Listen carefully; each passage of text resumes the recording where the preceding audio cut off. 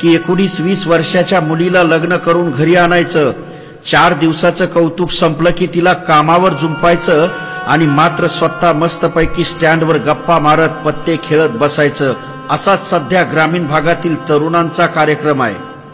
बायकोला आठवडाभराचा रोज मिळाला की त्यातून स्वतःसाठी 400-500 रुपये घ्यायचे, चहा दारू आणि पत्त्यामध्ये उडवायचे, एवढाच दिनक्रम असतो या युवकांचा। कोणत्या नेत्यानं काय केलं, कोणी कुठं कधी काय केलं, काय डाव टाकले, निवडणूक राजकारण याच्या बाहेर हा तरुण यायलाच तयार नाही। वर्षातून येणारे सगळे सण साजरे करायचे, त्यासाठी स्थानिक नेत्यांकडून पैसे गोळा करायचे, गणपतीच्या मंडपाखाली पत्त्याचे डाव मांडायचे आणि पुढच्या 4-5 महिन्याची सोय करायची। अरे नेत्याला सुद्धा माहित असतं या तरुणांना कुत्र्यासारखं आपला गुलाम कसं बनवायचं। पैसे फेकले की ही तरुण ताकद अलगत आपल्या हाताखालची मांजर बनते। राज्यात कोणत्याही कोपऱ्यात जा, हीच परिस्थिती दिसेल।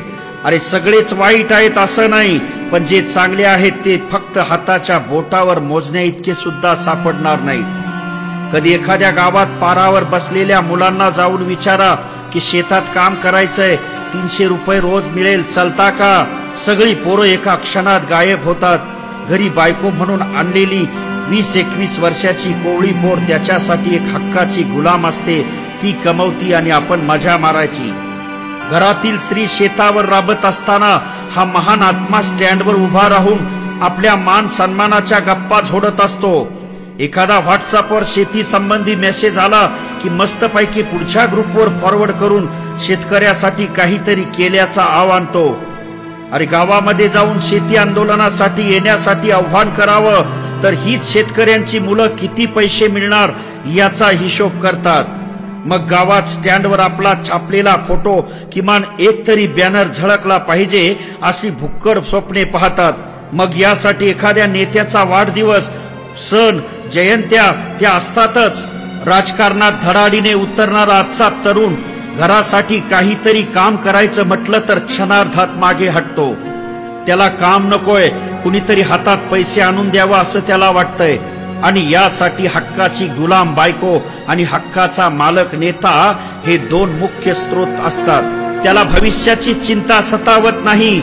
काय यापेक्षा करावं त्यांच्याकडून? अरे काय घंटा त्यांच्याकडून क्रांती होणार आहे? तोंडात तंबाखू आणि मावा, डोक्यात नुसतं राजकारण, हातात कुणाचा तरी झेंडा आणि डोळ्यात भला मोठा शून्य, अशी युवकांची अवस्था आहे। राजकारणात इंटरेस्ट कुणाला नसतो, अरे सगळ्यांनाच राजकारणात स्वारस्य असतं, पण हे काम सांभाळून करायचं असतं एवढंही भान राहिलं नाही कुणाला। आपण असला मूर्खपणा करतोय म्हणून आपल्याबद्दल अपशब्द वापरायची हिंमत दाखवू शकतात एवढंही कळत नाहीये त्यांना। अरे सगळेच नेते आज शेतकऱ्यांबद्दल असलाच दृष्टिकोन बाळगून आहेत आणि याचं कारण म्हणजे शेतकऱ्यांची मुलं। ज्यांच्या जीवावर शेतकरी उज्ज्वल शेतीचं स्वप्न पाहतोय ती बाहुली बनली आहे। जातीचं राजकारण, पैशाचा सुळसुळाट, बॅनरवरची पब्लिसिटी आणि नेत्याचा खांद्यावर हात याला ग्रामीण युवक भविष्य म्हणून पाहतोय आणि म्हणूनच राजकीय वर्ग शेतकऱ्यांना गृहीत धरतोय। अरे काम करा म्हटलं की प्रत्युत्तर तयार असतं, काम मिळत नाही। पण मंडळी आपल्या महाराष्ट्रात काम नसतं तर यूपी बिहारची मुलं काय झक मारायला आली असती का महाराष्ट्रामध्ये? अरे भरपूर काम आहे, करायची तयारी हवी, नवीन मार्ग अवलंबायची मानसिकता हवी। अरे भुक्कड राजकारण्यांच्या हातचं खेळणं होण्यापेक्षा चांगल्या राजकारण्यांच्या सहकारी होण्याचं स्वप्न शेतकरी तरुणांनी बाळगणं आवश्यक आहे।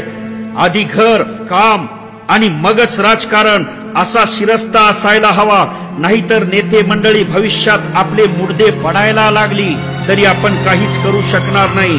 मंडळी वेळ थांबत नाही, गेलेली वेळ परत येत नाही। शेतकरी तरुणांनी वेळीच योग्य निर्णय घेतला नाही तर भविष्यात त्यांच्या हातात फक्त गुलामीची साखळदंडच असेल।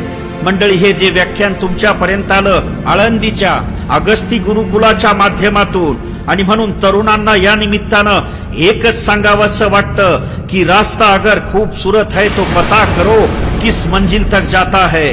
रास्ता अगर खूबसूरत है तो पता करो किस मंजिल तक जाता है, लेकिन मंजिल अगर खूबसूरत है तो रास्ते की परवाह मत करो, चल